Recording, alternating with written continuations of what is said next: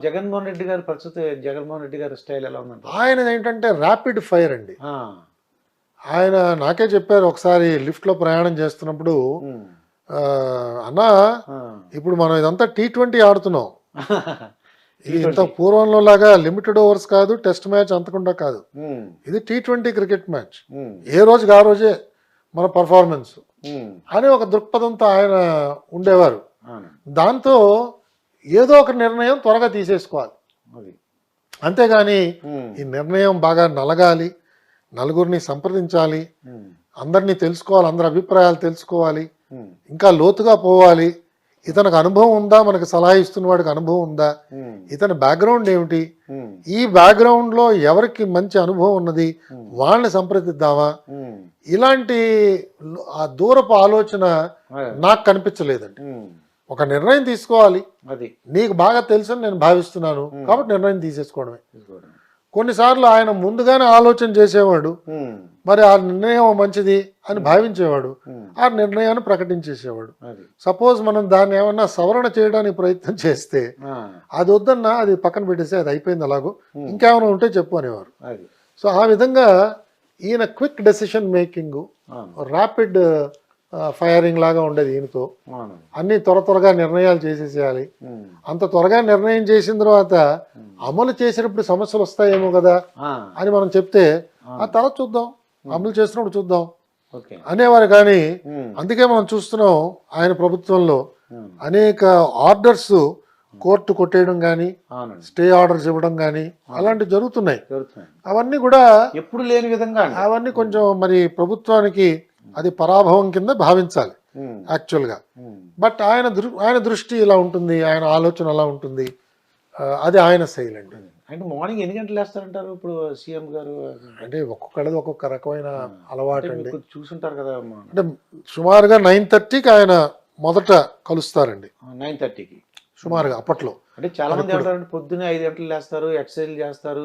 అయ్యో తెలియదు, మనకు తెలియదు అంటారు. ఆ. ఇవన్నీ మనం వినికిడే కానీ నేనేమి ప్రత్యక్షంగా హ్మ్. నాకు అలా చూసే అవకాశం ఎక్కడా లభించలేదు. హ్మ్. ఆయన మొదటిసారి కిందకి రావడం అది 9:30 నుంచి ఆయన దైనందిన కార్యక్రమం స్టార్ట్ అయ్యేది. హ్మ్. నేను ఉన్నప్పటి వరకు నేను చూసిందండి. ఆ. 6-6:30 కల్లా ఆయన అంతా పెట్టేబేడ సర్దేసుకోవడం, హ్మ్. దుకాణం మూసేవారు ఆయన. 6కి. అంతే. సో మనం అలాగే వీకెండ్స్ ఆయన వచ్చేవారు కాదు. ఓకే. శని ఆదివారాలు సర్వసామాన్యంగా, హ్మ్. అంటే ప్రభుత్వానికి హాలిడే ఉంటే హ్మ్. ఆయనకు కూడా హాలిడేనే. అది. ఆ విధంగా ఎవరిని కూడా పిలిచేవారు ఇబ్బంది కాదు. పెట్టడం గానీ. కొద్ది మందిని మరీ అవసరమైతే పిలిచేవారు, లేకపోతే హ్మ్. అంటే అట్లీస్ట్ అధికారులు. అవును. ఆయన పేషీ స్టాఫ్ని బహుశా పిలిచేవారేమో నాకు తెలియదు. హ్మ్. బట్ నాలాంటి వాళ్ళు ఎవరిని కూడా పిలిచేవారు కాదు. అది ఆయన శైలి అండి. చంద్రబాబు నాయుడు గారి దగ్గర పనిచేసాం. ఆ. ఆయన చాలా చాలా ప్రొఫెషనల్గా, హ్మ్. ఓన్లీ ఎజెండా దాని మీద ఆయన ఉంటారు. అటు ఇటు వెళ్ళే ప్రసక్తి ఉండదు. హ్మ్. చాలా లోతుగా అధ్యయనం చేయడం, అందరినీ కూడా లోతుగా అధ్యయనం చేయమనడం హ్మ్. ఆయనతో ఉండేది. అది. సమాచారం సమాచారం సమాచారం టన్నుల కొద్దీ ఆయన సమాచారాన్ని స్వీకరించేవారు ఎవరండి మన చంద్రబాబు నాయుడు గారు. ఓకే. సో మేము అట్నుంచి మేము రాజశేఖర రెడ్డి గారి దగ్గరికి వచ్చేటప్పటికి ఆ. ఈయన టు ద పాయింట్, yes. మన అభిప్రాయం ఏమిటో తెలుసుకునేవారు. హ్మ్.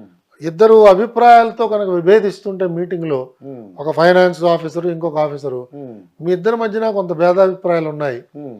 నేను ఎవరో ఒకళ్ళ వంక వంతపాడి నిర్ణయం తీసుకోవడం కరెక్ట్ కాదు, కాబట్టి ఈ మీటింగ్ ఇంతటితో క్లోజ్ చేద్దాం, మీ ఇద్దరు మాట్లాడుకోండి, మళ్ళీ ఇంకోసారి రండి అప్పుడు మీటింగ్ పెట్టుకుందాం ఓకే. అని పరిష్కారం చేసేసేవారు. హ్మ్. So very practical, time conscious, హ్మ్.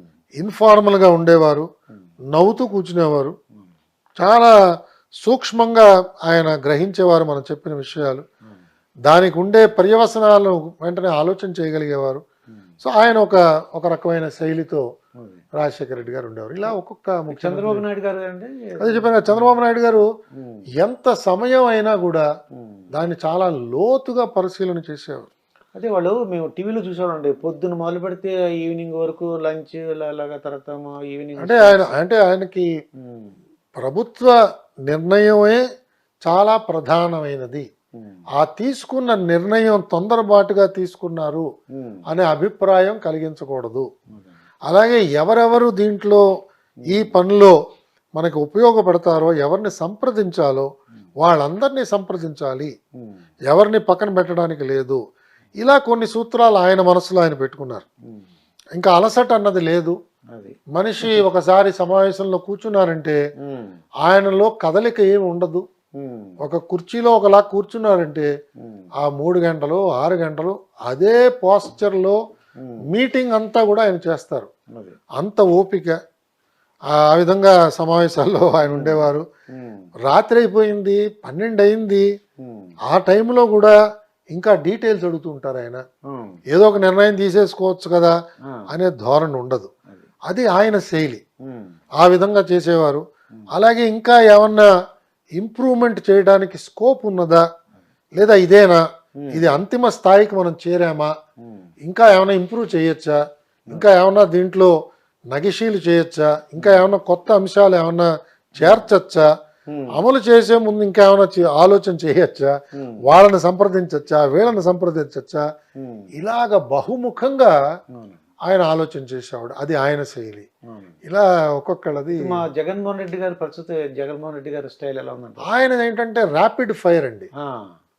ఆయన నాకే చెప్పారు ఒకసారి లిఫ్ట్లో ప్రయాణం చేస్తున్నప్పుడు, ఉమ్. అన్నా ఆ. ఇప్పుడు మనం ఇదంతా T20 ఆడుతున్నాం. ఇది ఇంత T20. పూర్వంలో లాగా లిమిటెడ్ ఓవర్స్ కాదు, టెస్ట్ మ్యాచ్ అంతకుండా కాదు. ఉమ్. ఇది T20 క్రికెట్ మ్యాచ్. ఉమ్. ఏ రోజుకి ఆ రోజే మన పర్ఫార్మెన్స్ ఉమ్. అని ఒక దృక్పథంతో ఆయన ఉండేవారు. అవును. దాంతో ఏదో ఒక నిర్ణయం త్వరగా తీసేసుకోవాలి. అది. అంతేగాని ఉమ్. ఈ నిర్ణయం బాగా నలగాలి, నలుగురిని సంప్రదించాలి, ఉమ్.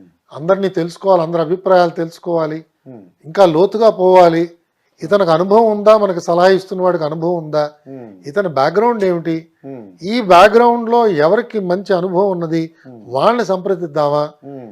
ఇలాంటి ఆ దూరపు ఆలోచన అదే. నాకు కనిపించలేదండి. ఉమ్. ఒక నిర్ణయం తీసుకోవాలి, అది. నీకు బాగా తెలుసని నేను భావిస్తున్నాను కాబట్టి నిర్ణయం తీసేసుకోవడమే. తీసుకోవడం. కొన్నిసార్లు ఆయన ముందుగానే ఆలోచన చేసేవాడు, ఉమ్.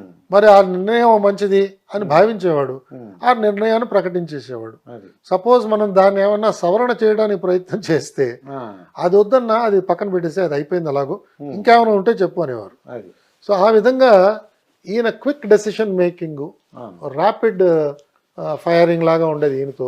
అవును. అన్ని త్వరగా నిర్ణయాలు చేసేసేయాలి. ఉమ్. అంత త్వరగా నిర్ణయం చేసిన తర్వాత అమలు చేసినప్పుడు సమస్యలు వస్తాయేమో కదా ఆ. అని మనం చెప్తే ఆ తర్వాత చూద్దాం, అమలు చేసినప్పుడు చూద్దాం ఓకే. అనేవారు. కానీ ఉమ్. అందుకే మనం చూస్తున్నాం ఆయన ప్రభుత్వంలో ఉమ్. అనేక ఆర్డర్స్ కోర్టు కొట్టేయడం కానీ, అవును. స్టే ఆర్డర్స్ ఇవ్వడం కానీ అలాంటివి జరుగుతున్నాయి. జరుగుతున్నాయి. అవన్నీ కూడా ఎప్పుడు లేని విధంగా అండి. అవన్నీ కొంచెం మరి ప్రభుత్వానికి అది పరాభవం కింద భావించాలి ఉమ్. యాక్చువల్గా. ఉమ్. బట్ ఆయన దృష్టి ఇలా ఉంటుంది, ఆయన ఆలోచన అలా ఉంటుంది. అది ఆయన శైలి అండి.